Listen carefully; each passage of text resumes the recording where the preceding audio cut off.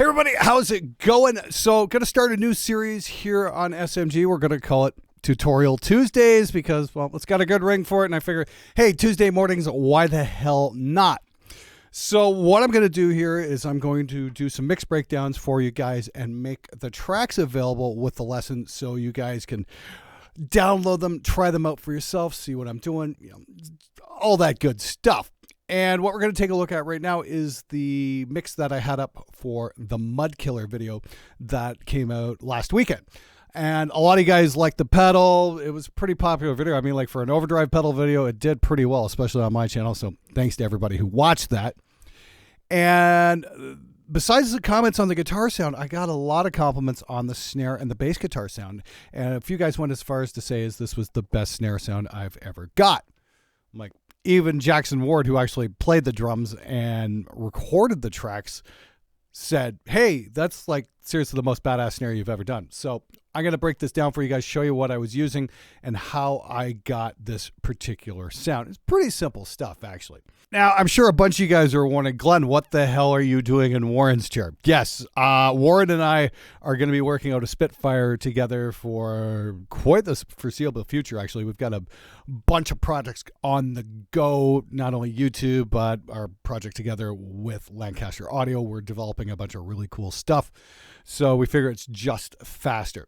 Now, I'm not going to be in the studio here all the time. We're kind of building a multi-use facility. So we're going to be converting one of the bedrooms in the house into a mix room. And we will be documenting that entire process. So if you guys are wondering, hey, how do I convert my bedroom into a studio or a mix room, that kind of thing, we're going to be showing you guys exactly how to do that. And we're hopefully going to work with enough brands where we're going to be able to keep everything relatively budget friendly. So it will definitely fit into your wheelhouse. Now, another interesting thing I've got going on here is I don't have any of the monitors up. I'm mixing on headphones today. Now, I've been getting used to these Austrian audio headphones for the last few weeks. Going to give it an honest try at mixing on phones. This is kind of new territory for me. The thing is, here we've got this massive SSL board and it sounds absolutely fantastic. We've got all this super high-end gear, but I want to try something maybe a little bit more aimed at what you guys are going to be doing, and that's small monitors and headphones, that kind of thing. It's like, can we mix on phones? Now, I initially mixed this back in Windsor on my Adams, and those sounded absolutely fantastic, and I'm just going to be riffing off of that. And well, this is a great way to put the whole mixing on headphones thing to the test. So anyway, let's get into it here. Now, this was the actual mix, and like I said, a lot of you guys were freaking out over the snare drum. Like, I'm not making this up. Here's a couple comments I got was, I know this demo's for the pedal, but damn, does that snare sound awesome. Well, thank you very much, Insomniac Matt. Here's one from One Eye. I want that guy's bass tone. Damn. That's Eric Arco playing the bass, and he's an absolute monster. I'm such a privilege to work with that dude. He's great. And a dude named Fahad, and I can't pronounce the rest of your last name, so I really apologize for that. I'm not going to stumble my way through that. Your mixes are getting better, Glenn. Thanks very much, Fahad. I really appreciate that. Oh, Gustav says, holy shit, that snare sound. Okay, you get the idea. Let's roll it here. Let's see what we got. Oh, yeah, right. Keep reaching for the keyboard down here. I'm actually got on my Slick Audio laptop here, so everything's up here. This is going to be really weird getting used to this, but do what I can.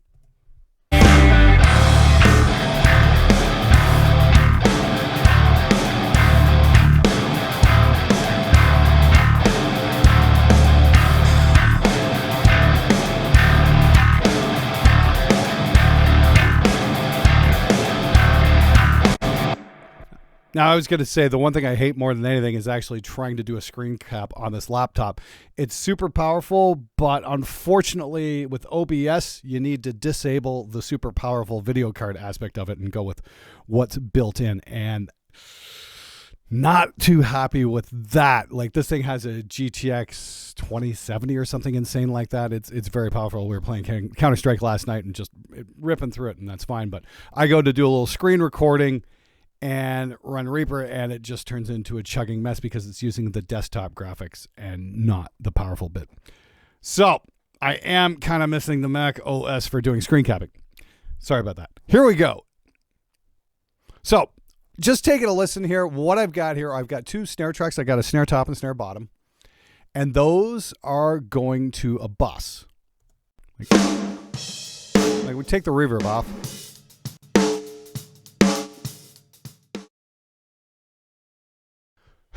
Okay, back at it again. Sorry about that. Had to do a little restart. Did some of the old IT crowd tech support. Have you tried turning it off and back on again?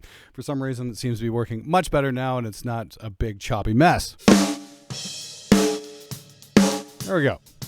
So once again, yeah, don't worry if you get the occasional red light and Reaper. It's fine. It's like pretty much impossible to clip this channel. All it's going to do is, maybe square it off a little bit, but it's not going to clip it in a harsh sense of the word. Like, you crank this up, it still sounds fine. It's more about listening with your ears than listening with your eyes, and it's very difficult to get away from that. So, believe me, I know what's going on. So we're just gonna call this snare bus. So we've got these two busts out, and again, it's just if we take off the effects here. Here's the raw snare track.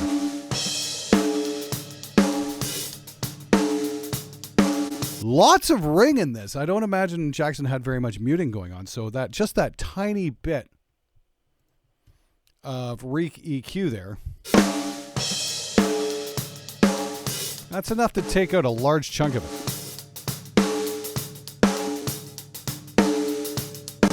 it. You can see how the resonance peaks right up around here. Could probably take those out, but honestly, the way how the Infinity Strip treats this, I don't think that's going to be an issue. So once again, I did the demo on this a few weeks back. A few of you guys watched it, a few of you didn't, which is kind of a shame because this thing's really badass. I mean, this is rivaling anything I've ever used, to be honest with you. I'm talking, this will rival Waves, this will rival Slate. This is definitely right up there with it, and I think it's $150 for the whole suite. And there's like a crap ton of compressors and EQs and channel strips and all kinds of good stuff, console emulation, you name it. So just to take you through the processing here, what's going on. We've got the two faders going to the snare bus, and we just bring this bottom snare in. And we're hitting it with the Infinity Strip, and if we solo up what's going on here, we've got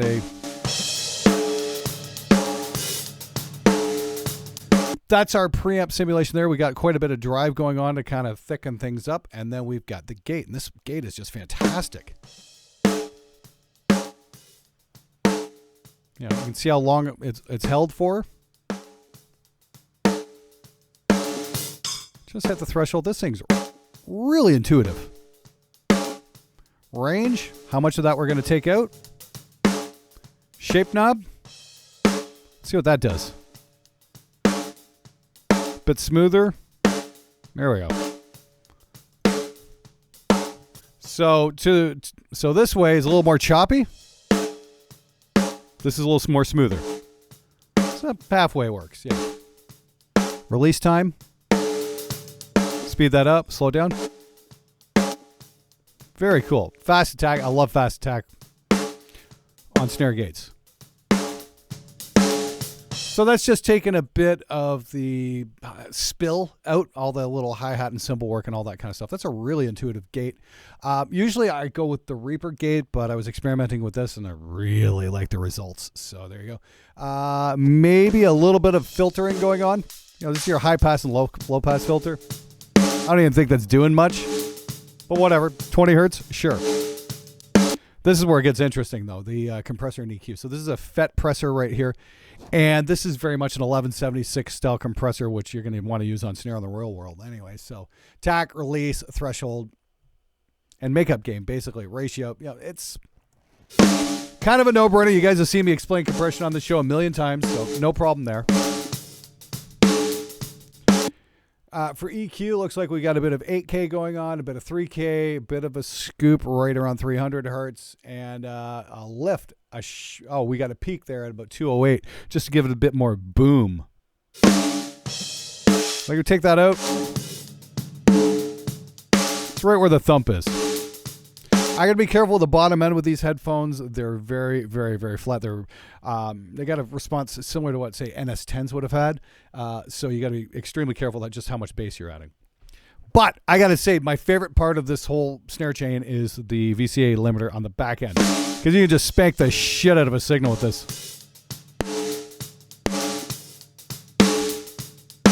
Keep things under control, or just hit it a little harder. So raw snare.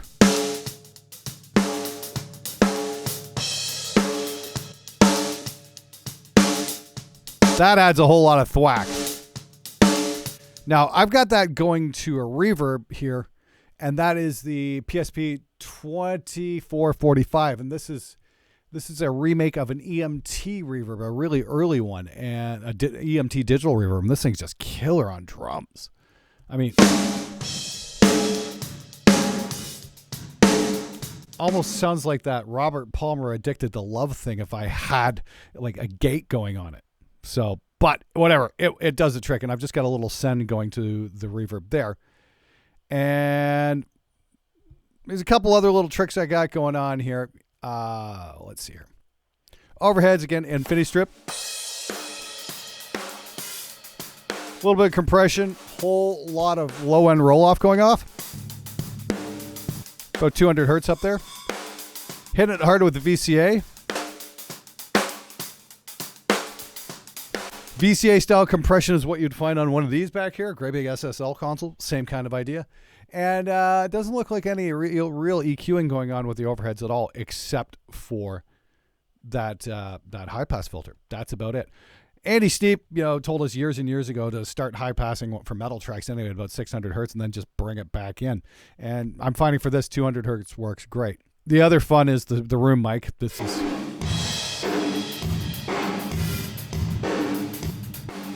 we bypass this. That's the drum room.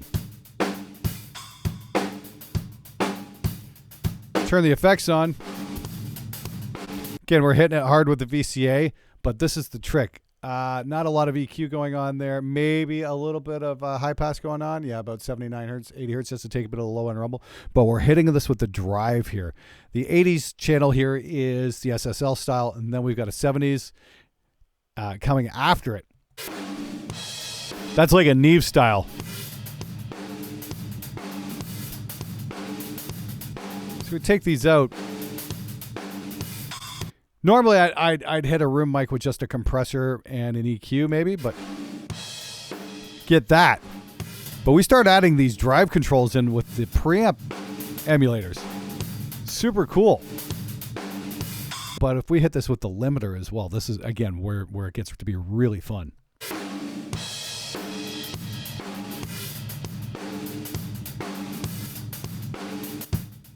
So went from that to that. And of course, we're going to send a little bit to the drum verb.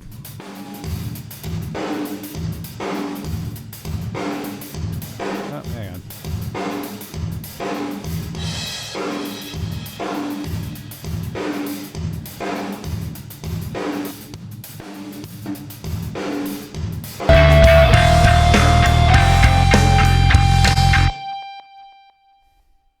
Let's check that out.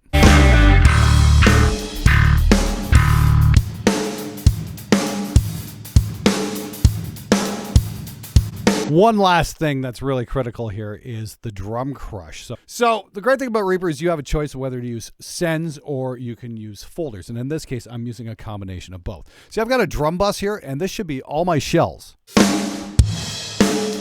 Yeah. Drum verbs on there too.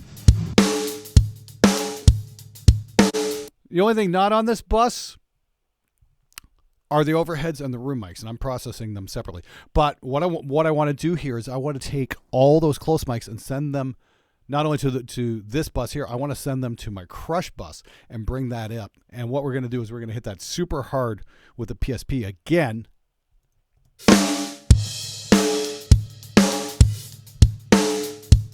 Bring that verb in. Now, I did, of course, like most of the cool stuff I wind up doing, it's just by accident. I didn't really intend to. Originally, I wouldn't have that drum verb going to my crush bus, but it seems to work. So who am I to argue? So this is our crush bus right here. What we've got are two things going on here. We've got tape emulation, if it comes up, unless this thing crashes, which is from Softtube. I'm really digging this Softtube tape. It's really great. And the Infinity Strip again. And this, I'm just hitting it with all kinds of, goosh. Like if I take this out, that's our crush bus.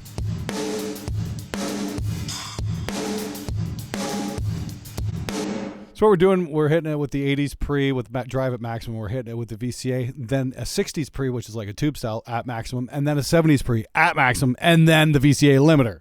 So we're just like, that's what it sounds like with it off.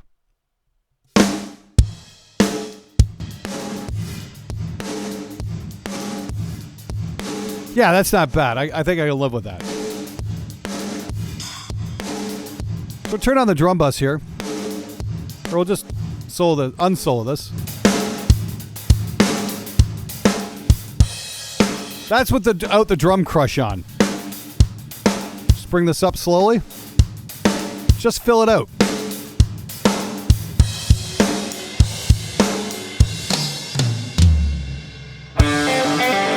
One more time.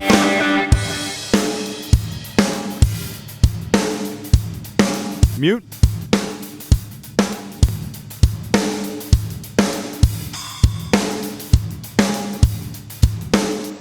And on the toms here, of course, I've got the infinity strip as well. Can probably take that gate back just a little bit there.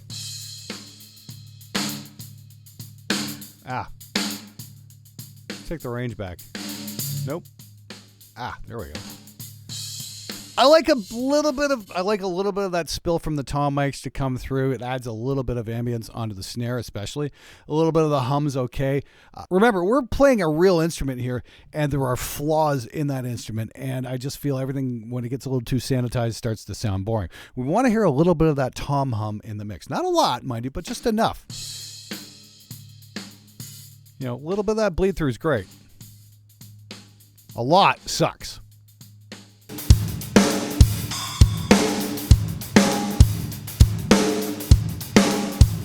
Cool. Now, bass guitar, I'm not just here to sell you guys plugins. There's actual, I actually use these things, and that's why I get behind them. It's like if somebody says, hey, we want you to check out this, it's like if I'm not going to use it, I'm not going to put it on the show. I did that demo for the Mammoth bass there last week, and I'm using the Mammoth in conjunction with the PSP Infinity Strip. And yeah, it's just killer. Like here's it's basically one preset that I've been using. It's just amazing. Which is the lemur. Yeah, we can play with it a little bit, but we don't need to.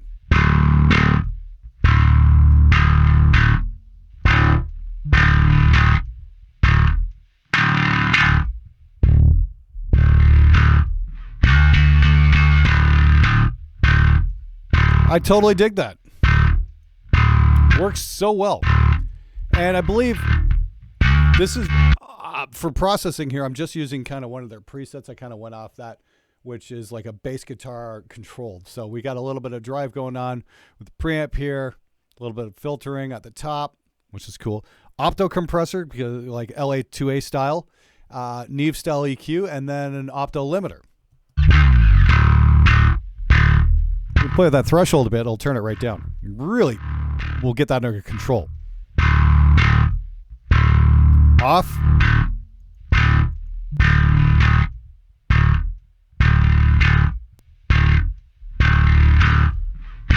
So we're just kind of brightening the signal up a little bit and getting it under control just a little bit harder.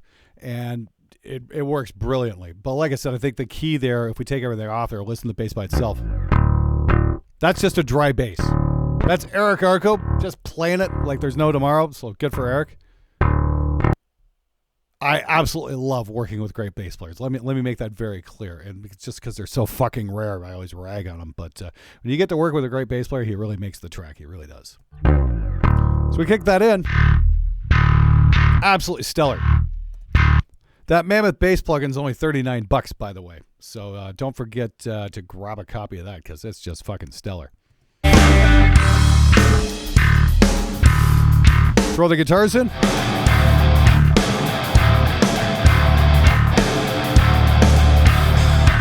Now I got a lot of processing going on with the guitars there. I'm going to get into that a little bit later and show you guys maybe in a next week's episode.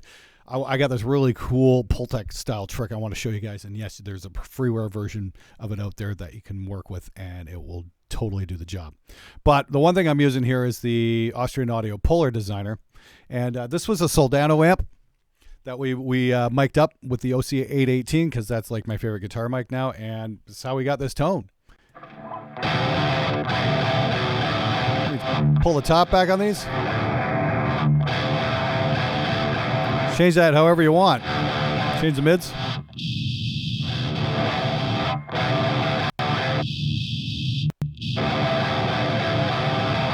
Uh-oh. Is my laptop nearly dead? Shit. I've only got 9 minutes left here. Damn, I forgot to plug this in. Okay, there we go. Saved by the bell. Anyway, so yeah. Now, the Austrian Audio Polar Designer is available for a free download. You head on over to the Austrian Audio site. You can grab that, no problem. And that's the thing. I've included all the tracks here. So you get the front and back element. Like, we take a listen to this. Like, we'll set that up here. Take the EQ off. All effects off. That's the front element. That's the back element. Turn on the Polar Designer.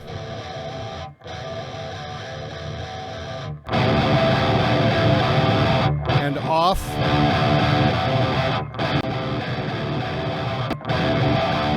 What a difference. Absolutely stellar microphone.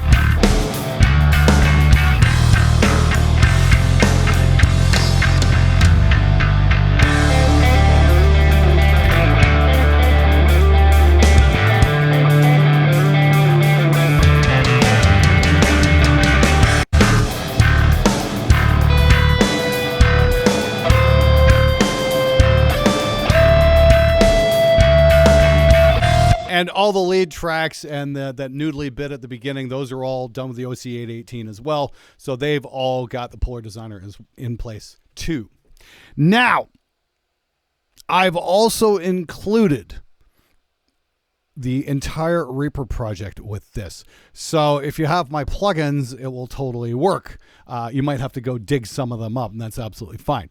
The other thing is I've also included all the multi-tracks in consolidated format, so this is cross-platform compatible. It'll work with Pro Tools, Cubase, Studio One, Logic. You have it. All you got to do is just drop it in. The tempo on this is 100 BPM. Everything will line up.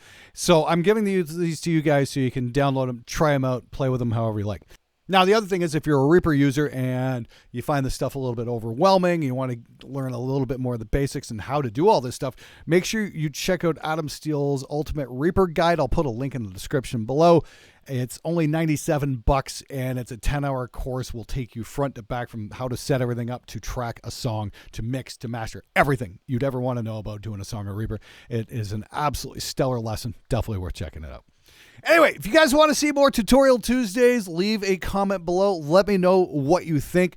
I like doing some of these in-depth videos, kind of showing you guys exactly what's going on. If you like the multi-tracks, please let me know as well, and I'll be sure to do more of these. Again, I'm counting on your feedback. If you found it useful, make sure you give it a thumbs up, hit that subscribe button, all the good stuff, and do me a favor and share it as well. I'd really appreciate it. Anyway, until next time, praise Karam and crush your enemies.